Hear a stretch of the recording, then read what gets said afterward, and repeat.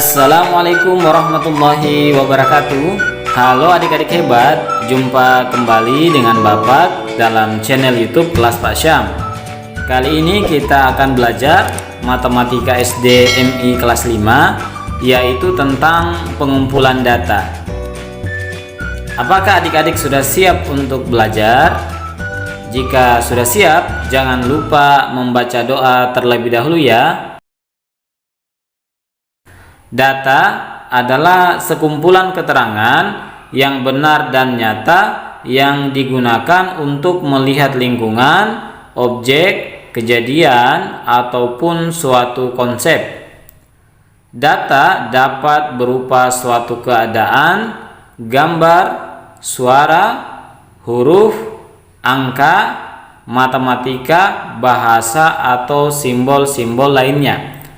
Data dibedakan menjadi dua, ada data yang diperoleh secara langsung dan ada data yang diperoleh secara tidak langsung. Data yang diperoleh secara langsung misalnya data tentang pengukuran tinggi badan dan berat badan. Perhatikan tabel berikut. Data seperti ini disebut data primer karena data ini dapat diperoleh secara langsung, yaitu dengan melakukan pengukuran berat badan dan tinggi badan.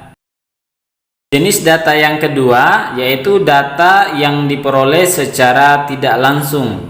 Misalnya data golongan darah seperti pada tabel berikut. Di sini terdapat 5 siswa dengan golongan darah yang berbeda-beda.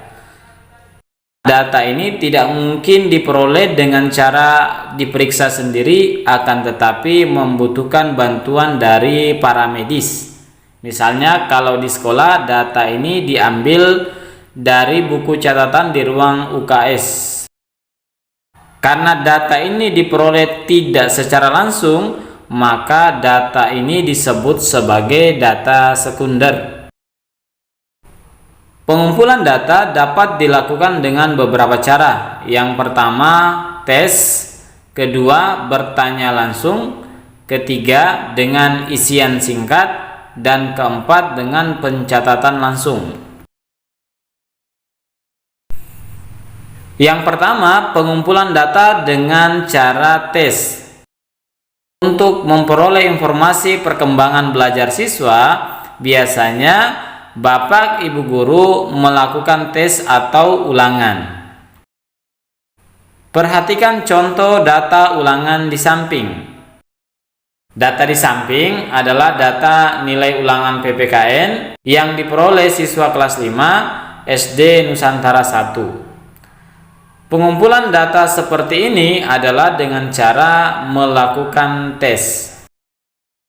Selanjutnya, perhatikan ilustrasi berikut. Siti ingin mengetahui buah kesukaan dan buah yang tidak disukai teman-teman di kelasnya. Siti bertanya kepada masing-masing teman dan mencatat informasi yang diperoleh tentang buah kesukaan dan buah yang tidak disukai. Sebelum menanyai teman-teman kelasnya, Siti membuat daftar pertanyaan. Daftar pertanyaannya adalah: yang pertama, apakah buah yang kamu sukai? Dan pertanyaan yang kedua adalah, apakah buah yang tidak kamu sukai? Berikut hasil pengumpulan data. Perhatikan tabel hasil pengumpulan data. Pengumpulan data yang dilakukan Siti adalah dengan cara bertanya langsung. Yang ketiga, pengumpulan data dengan cara isian singkat dapat dilakukan dengan menggunakan angket. Angket adalah lembar isian yang berisi pertanyaan-pertanyaan. Berikut contoh lembar isian singkat. Misalnya di sini ada lembar isian singkat, nama, alamat, tinggi badan, berat badan, golongan darah. Masing-masing orang yang akan diambil datanya melakukan pengisian lembar isian yang telah disiapkan. Kemudian hasilnya dikumpulkan. Selanjutnya, pengumpulan data yang keempat yaitu pengumpulan data dengan cara pencatatan langsung. Biasanya dilakukan berdasarkan pengukuran dan pengamatan. Misalnya, pengukuran tinggi badan dan berat badan seperti tampak pada gambar di samping. Hasil pengukuran dan pengamatan dicatat atau dimasukkan ke dalam belangko yang telah disiapkan, seperti tampak pada tabel di samping. Nah, adik-adik, itulah metode atau cara melakukan pengumpulan data. Selanjutnya, kita akan coba mengerjakan uji kompetensi. Nilai ulangan bahasa Indonesia siswa kelas 5 adalah sebagai berikut. Pertanyaannya, A. Urutkan data di atas dari nilai yang terkecil. B. Berapakah nilai tertinggi? C. Berapakah nilai terendah? Dan D. Kriteria ketuntasan minimal atau KKM untuk pelajaran bahasa Indonesia adalah 75. Berapa siswa yang tidak tuntas? Jawab. Urutan data dari yang terkecil sampai yang terbesar adalah kita mulai dari angka yang paling kecil sampai angka yang paling besar. Yang mendapat nilai 60 hanya satu orang, kita tulis 60. Selanjutnya, yang mendapat nilai 65 ada 2 orang.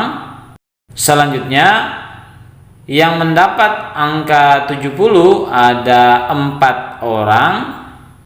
Berikutnya, yang mendapat nilai 75 ada 4 orang. Kemudian, yang mendapat nilai 80 ada 8 orang. Kemudian, yang mendapat nilai 85 ada 5 orang. Dan yang mendapat nilai 90 ada 4 orang. Serta yang mendapat nilai 95 nilai tertinggi adalah 2 orang. Pertanyaan B, berapakah nilai tertinggi? Dari data kita peroleh informasi bahwa nilai tertinggi adalah 95. Pertanyaan C, berapakah nilai terendah? Dari data kita dapatkan informasi bahwa nilai terendah adalah 60. Kemudian pertanyaan D yang ditanyakan, berapa siswa yang tidak tuntas jika KKM-nya 75.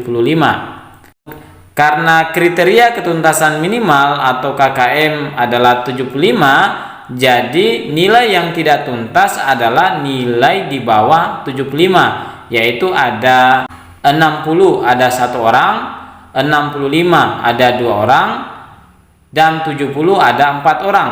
Jadi nilai yang tidak tuntas ada 7 nilai. Oke adik-adik hebat, demikian cara pengumpulan data.